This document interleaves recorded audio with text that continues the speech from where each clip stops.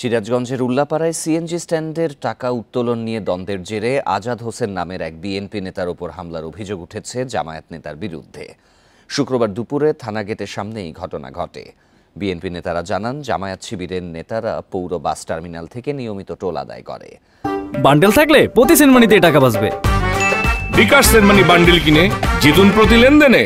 বৃহস্পতিবার টার্মিনালের মালিক সমিতি দখল নিয়ে সাবেক president Ziaur Rahman, BNP chairperson Khaleda Zia ও ভারপ্রাপ্ত চেয়ারম্যান তারেক রহমানের ছবি নামিয়ে ফেলা হয়।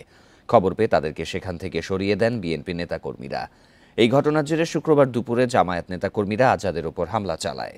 তাকে হাতুড়ি পেটা করে পালিয়ে যায় তারা। পরে আজাদকে উদ্ধার করে হাসপাতালে ভর্তি করা হয়।